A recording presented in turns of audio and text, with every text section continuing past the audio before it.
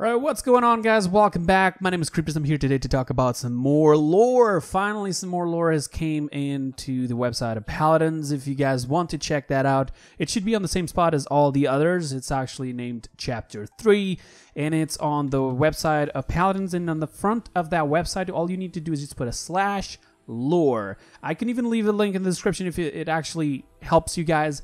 I'm basically going to be reading through it and sort of take conclusions of what it is in it, all right, in this text, so we can get a little bit more of a knowledge to what the lore has to offer to us. I may end up putting like sometimes the characters in screen just so you understand who's talking, so you know you understand exactly what I'm saying. All right, so let's start off here. The sky still sizzled and crackled. The air still reeked of ozone and the otherly worldly rot. But the rift in space was no more. This is talking about the portal that we've seen when they reached the end times map, the Shattered Deserts map. They reached there. There's a portal in the middle of the air. That's where the clone of Ying went in the air and just disappeared. This is that portal, the portal of Atlas. It disappeared, but here's the following. Now there was only a hulking man, knelt atop a shadowy spire of wind-blasted sandstone. And then this is where the dialogue starts. "Paladins, to arms," Valera said quietly, the Paladins' leader's eyes intent on the massive figure. Now, this is the first time they actually see Atlas, and she's just telling the rest of the team, like, hey, get ready. Then we also have her talking. Oh, no, this is actually Janos talking now. "He might be as large as that House Echo fellow." He's talking about Khan. Pretty simple, right? The so-called god Janos whispered. Even the ancient Makoa nodded his assent to Janos, pawing his anchor. So basically, he was getting ready for fighting. You almost see me challenged by the colossal man. So for the first time, I think we actually know who can challenge Makoa. It's Khan. Sorry, not Khan. Atlas. What am I talking about? Then let's just proceed. Valera's eyes darted back and forth between the still figure and impending dust storm on the horizon. It was no mere sandstorm. The full might of the magistrate's armies was bearing down upon the position of the Paladins. So here she's paying attention to both the Atlas and that sandstorm that she's seeing in the back, but that's not a sandstorm. That's actually the magistrate that are coming for them. So pretty easy to understand so far. The sun shifted and rays reflected brightly off the man's back. Valera's full attention was turned to the strange new features revealed. A gleaming backpack with tubes and tanks full of some luminous liquid. Eyes that still glowed from his now shaded face. So she takes the glimpse the first time of his backpack. The backpack of the source of his power for timing technology. And then let's continue. And an arm that was no arm at all. And in its place was a massive gun, glowing and ticking with technology beyond that what of the Paladins, or the Magistrate. And then we have Talus talking. "This man must be with the Magistrate. This man must be why the Magistrates are here," Talus shouted. The Paladins' eyes all turned to Talus at once, their mouths all whispered, "Shh." But the man was already standing, had already heard Talus' outburst. Before the Paladins could react, his gun arm was pointed right at him.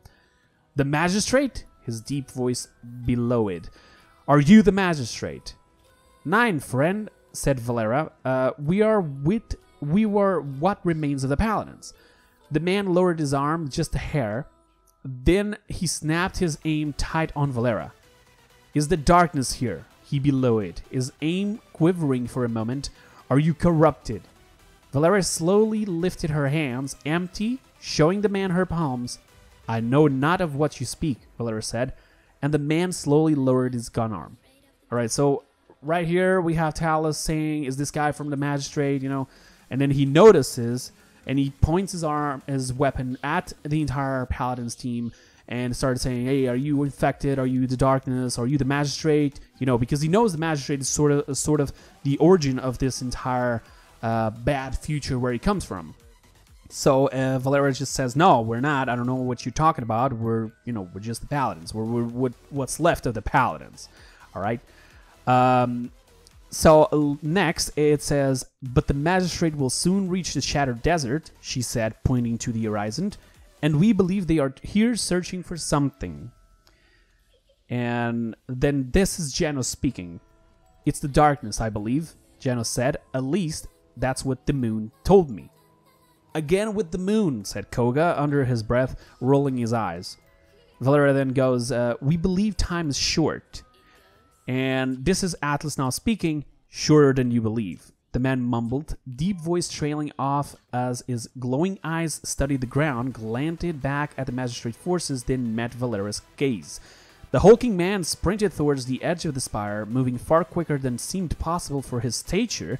He leaped into the air, almost effortlessly, his mass pulling him faster and faster towards the ground, and then, just feet from the ground, time seemed to slow down almost imperceptibly, and the figure landed without a sound.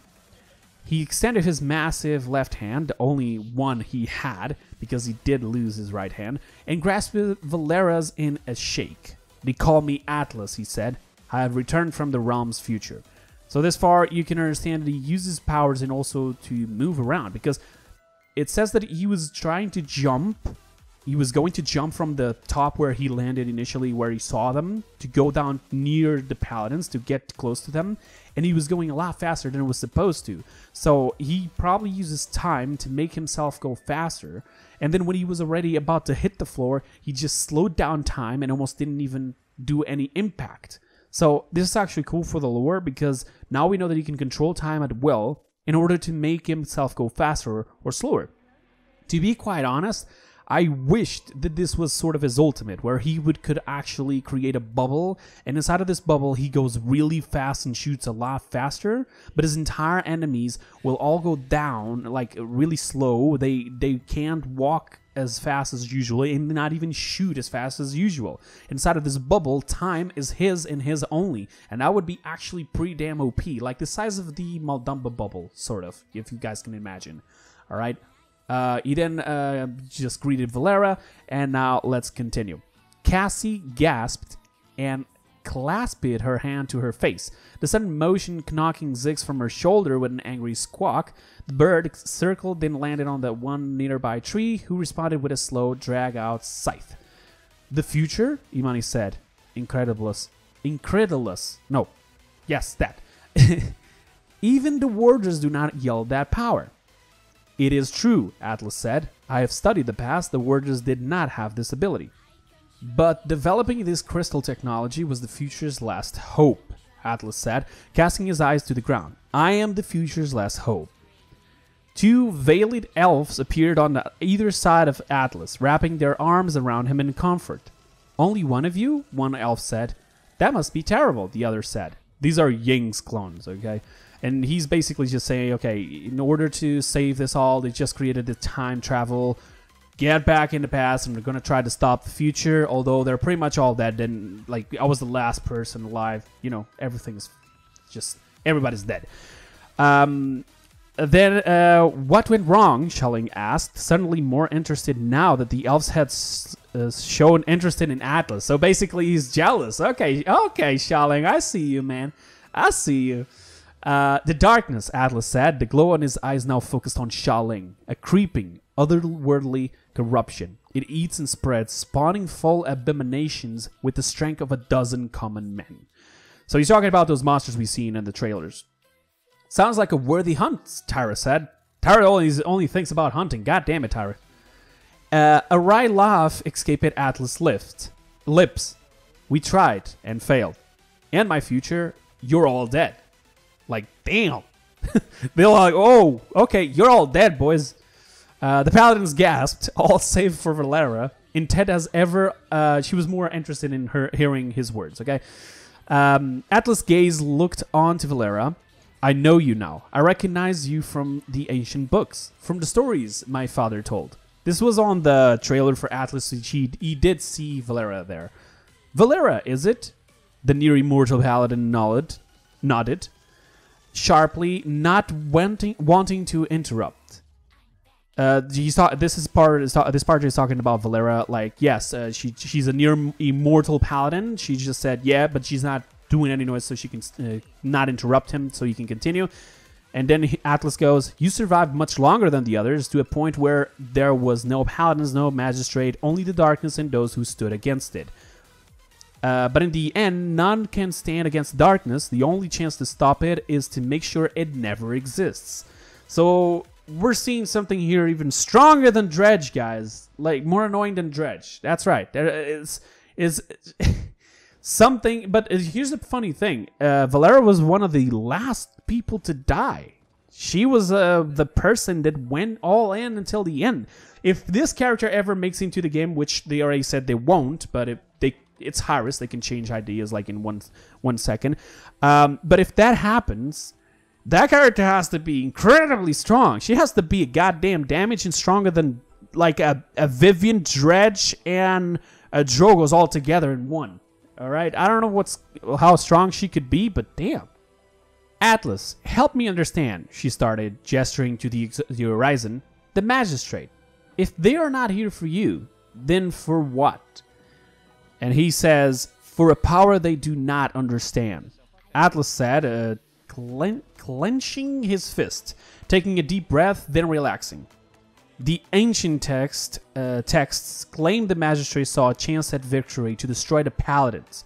Their wisest scientists and darkest dealers turned to the legend of the Shattered Desert. They came here for the power that could turn lush forests to barren deserts.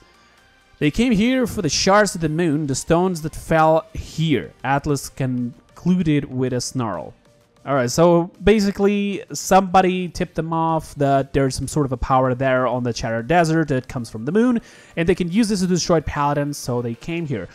Here's the thing, this may be a crazy theory, but what if Seris was the one to drive them to even go there? Because you guys heard of the story of Seris, right? She is a vessel to the Abyss, and whoever is controlling Seris now appears here and there with her only ideas of what the future should be. Like, she predicts the future. She knows what is bound to happen, but probably she wasn't expecting that Atlas would come back from the future that she predicted, and change it all up. Maybe she was the one, and this is why it says here in quotes, in darkest dealers, maybe she was the one that tipped them off. There's a power back there that you need to get. Maybe she embedded something from the Abyss itself on those crystals and sent them there so they would release and unleash this power throughout the nation. Alright, maybe Seris is the actual reason why all of this shit is happening. We don't know.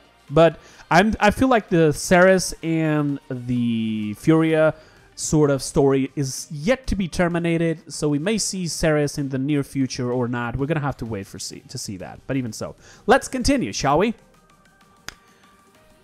Stones do hold great power, Inara said softly. But stones could not do this alone, Imani said. The moon does not harbor such darkness. No, Atlas said. The darkness is not of the moon, but somehow it is harbored in the shards hiding. And this is the part where I'm saying, I'm guessing Seris may have done something, may have put something from the Abyss there. But I may be mistaken. We're going to have to wait and see. Perhaps the moon's power trapped it, preventing the darkness from breaking free. Genos said, okay, this is my second theory, where there was a fight between the darkness and the moon had to use a part of itself, like breaking a part of itself and using shatters to lock the darkness. And when they fell into the earth, whatever it was, it got trapped on those crystals. Maybe some sort of a dark entity that it's even probably worse than the Abyss, or actually came even out of the Abyss itself. We don't know. Maybe the moon saved us all a long time ago, but since there's not really witnesses to tell us, everything was there, and they thought, okay, this is all just locked there, just leave it, nobody says anything. But I think that the next champion to come may be related to this story and may be the guardian to these shards, because as you guys know, Atlas came from the future to this current present. He has nothing to do with the Shattered Desert, alright? This is the place where he landed only, that's it. The next champions, the next 2 champions will have tails. This was data mined. And we also data mined that the next champion will be like sort of a Tigran, like almost like Maeve's half Tigran, but also a Druid, or one of them only. I don't know. Now, I know what Druid is, and if you guys don't know, I can't really explain. You guys should actually go on Google and get the best definition possible. But I'm guessing it's some sort of like a mage almost, where it uses like nature powers and so on. And it as a Tigran, it doesn't have to be a cat like Maeve, because Maeve is a half Tigran because of cats. She has the eyes of a cat and she has the agility of a cat. That's why her eyes go so well with the coat that she stole from the magistrate, because the coat creates darkness around it, right? And she can see through the darkness because she's Maeve and she has the eyes of a cat, so she can see in the darkness just like cats.